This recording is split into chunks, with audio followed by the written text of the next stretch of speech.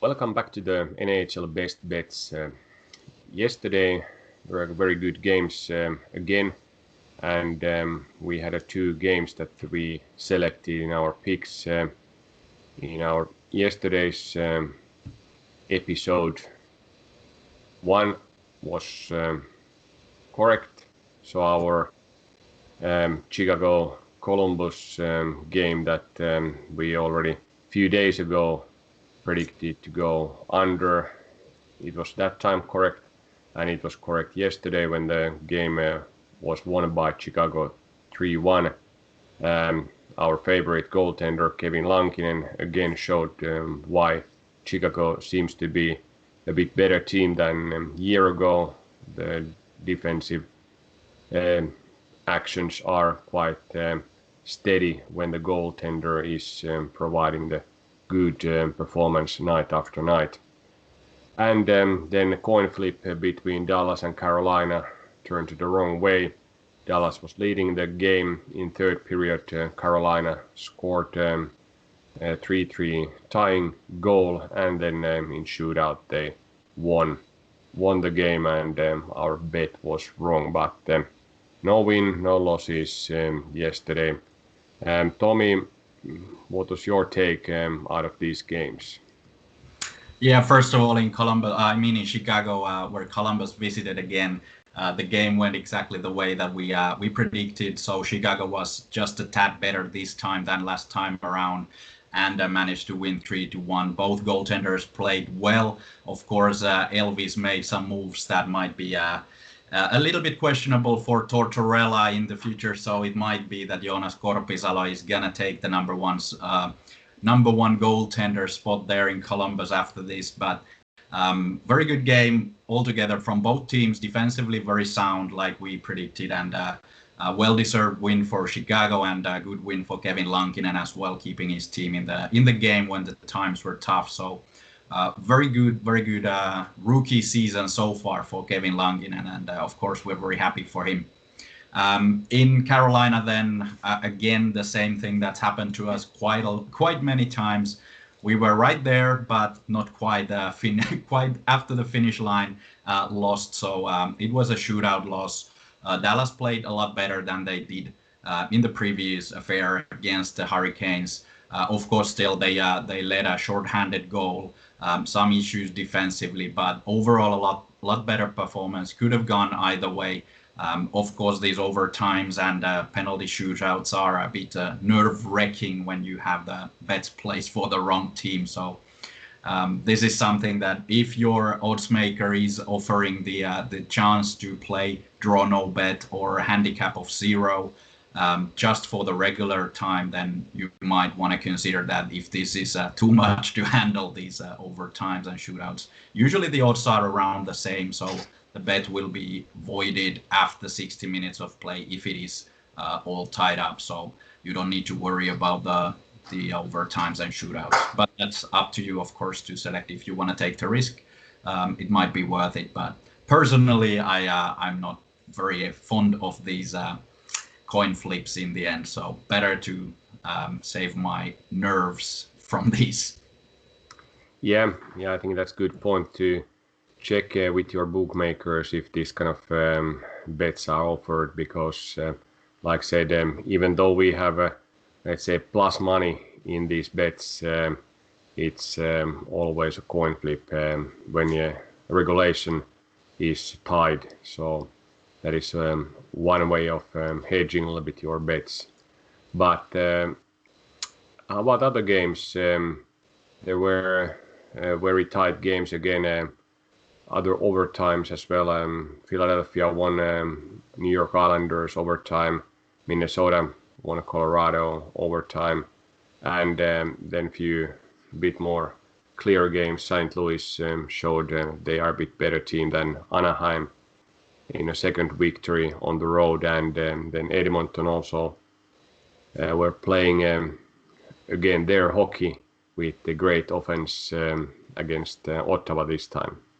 Yeah, absolutely crazy game here there in Edmonton. The 8-5 final score, and I think Draisaitl scored 6 points, and Edmonton just overrun Senators by speed and forced Ottawa to make a lot of errors in the defense and also take a lot of penalties, and then Edmonton killed the game off with their really efficient power play. Of course, with these players, you're supposed to have a power play that will finish the game. So very good game from Edmonton in that regard. Of course, defensively probably something to say, but that's the coach's problem there. We love these sort of games, of course. In other games, we did pretty well. Simulations, side value 5 correct out of 8 games. So again, we managed to pick the one that was incorrect, but overall, a nice little profit there from a couple of underdogs as well. Philadelphia, of course, won overtime, so that's one of the coin flips that went our way this time. So it's not always bad. Yep. How do you see then these road teams that have been favorites? Like now Florida, they won Detroit, and Colorado lost in Minnesota. Do you generally think that our approach, where we have tried to find out the home underdogs with good value, is the best one, or would it be sometimes good to mix some road favorites in the picture as well? Yeah, that's always a tricky thing when this season is so unpredictable in many ways, and we're not entirely sure of how these back-to-backs and how the travel will affect the teams yet. So we are much wiser after, let's say, 25 games is played, and we have a little bit of the trend of how the teams play. So of course, the simulations are taking into account the road games and the back-to-backs, but because this is such a different sort of setup now, it's I would say that it is better to look for the home underdogs in case we have those. And then, like we saw now, Colorado lost to Minnesota as a heavy favorites on the road. So these sort of things are bound to happen when we're playing in such a tight schedule, and the games are like back to back or back to back with one day in between. So I would go for the home underdog most of the time, like we've seen now in our simulations, that it is the best way to go, and there is usually the most value as well. That sounds pretty good, because when we take a look of today's game, there is 2 home underdogs with plus money that we have picked here. Washington continues their series against Boston. Now they should have all the Russian COVID reserve players back in business, and they have very good odds, plus 130 at home. Boston has improved a bit, but like we remember 2 nights ago, Ovechkin scored the overtime winner against Boston, so Washington won the first game of this series. Then Winnipeg continues to play at home. Calgary plays third game on the road when they travel from Montreal to Winnipeg. Home team is underdog by the odds, but in our simulation it's favorite, so that's another home underdog that we are selecting here. Tommy, any reason why these let's say even games here show that the home teams are underdogs by the bookmakers? I couldn't find any real reason why, for example, Washington is an underdog against Boston. I think Boston is a little bit overrated by the odds makers because of the strong history in the regular seasons. Of course, Washington, a little bit of this sort of team that has been, let's say, underperforming sometimes after they won the Stanley Cup, a little bit of lackluster performances and all this. But against the team like Boston, this Capitals team is performing a lot better. Like we saw in the last game, there was a lot of fight, a lot of grind in the team. So now when they got back, Alex Ovechkin, of course, the leader of the team, and their scoring prowess is still there. So I don't see these odds making a lot of sense. In the simulations, we have Capitals winning 53% of the games, and the odds indicate around 40%. So there is a massive value there. And at home, second game, I don't see any reason why Boston is this heavy favorites here. So let's go with the Capitals with the plus a lot.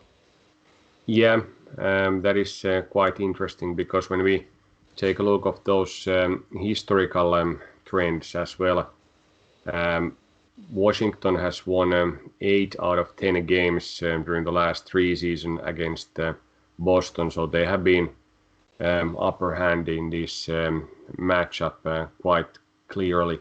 And like I said, they've played reasonably well. They lead the division right now, and when they get all the cylinders back in the form of Ovechkin and company, shouldn't be any reason why this wouldn't be a good bet. Yeah, Washington played really well without these star players as well. So there is a lot of depth in the roster, and you have these players who are ready to step up when needed. So I think this is a really good pick. Whatever happens in the game, I'm already happy about it. So let's see how they perform. And the other one, of course, Winnipeg is also a little bit underrated, maybe at home playing against Calgary.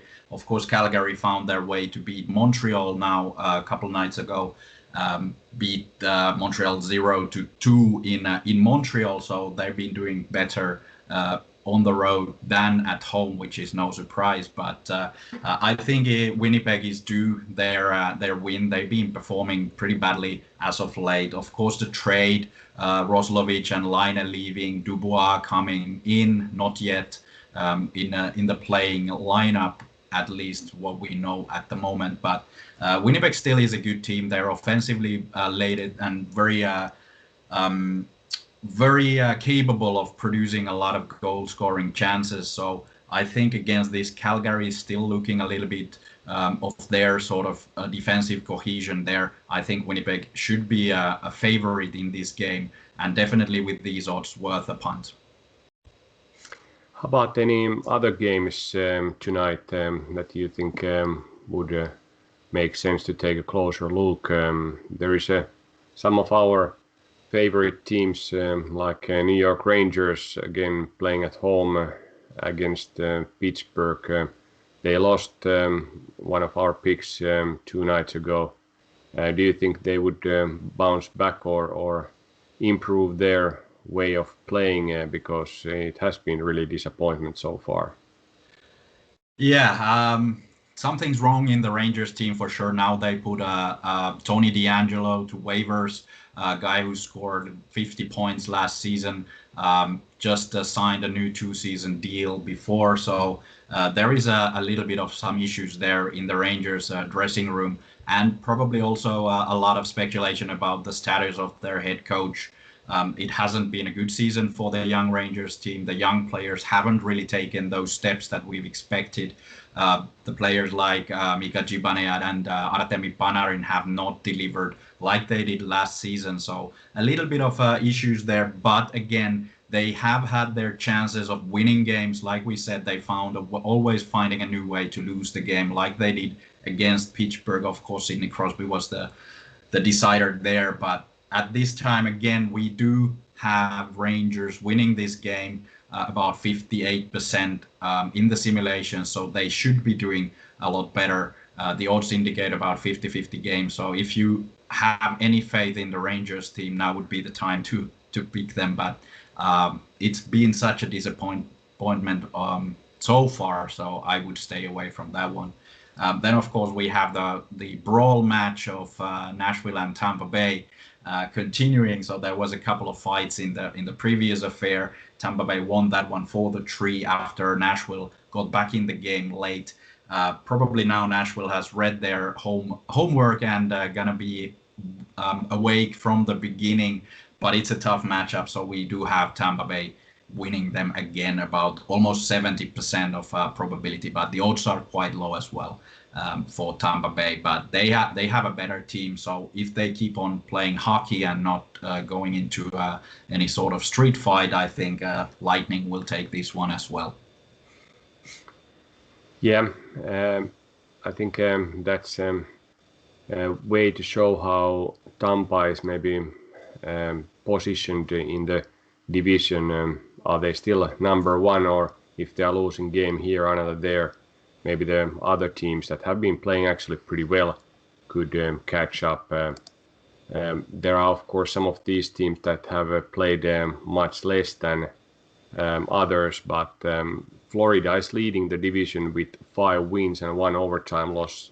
Team that hasn't lost a single game during the regular time so far. And then Columbus, Carolina, almost with the same points. Dallas and Tampa, the Stanley Cup finalists from the last season, have played both 6 games and collected 9 points. So very even division except Detroit and maybe Chicago. Let's see how far Kevin Lankinen can carry this team in a regular season. Yeah, it's really good that these teams that have been set as challengers in this division have done so well in the beginning, like Florida and Columbus, for example. It brings a lot more excitement there. Like you said, that Tampa Bay does really have to start playing well, and Carolina is not certain to be on top. So it will be a lot of really good matchups in this division, and it's all very even. And of course, well, aside from Detroit, that we don't rate much either. So it might be one of the most even divisions after all. Yep. How about our overall numbers now when we have been managed to lose some of our picks? How about simulations overall performance? Yeah, we have the exact numbers here. So let's see. On the side value, we have 77 correct picks, 57 wrong, and a profit of plus 596 so far. In money line, even a little bit better. 81 correct, 53 wrong, and plus 536 profit there. And the over-unders, we have now made 89 picks altogether. So not every game, of course, has value in over-unders, but those that have, we've been correct 49 times, and profit is therefore 500. So very good overall, about 1,500 in the plus if you make all these bets that the simulation system suggests. So it is going a lot better than our picks, but that was kind of expected because machine is always beating the human mind. Yeah, let's see who beats who tonight. And naturally, we have our money on the home underdogs, maybe except New York Rangers if they are underdog, depending a little bit different bookmakers. But Winnipeg and Washington, 2 W's, playing hopefully 2 W's in a column of the results as well. Yeah, another night of really good games. We'll catch up again tomorrow. See ya.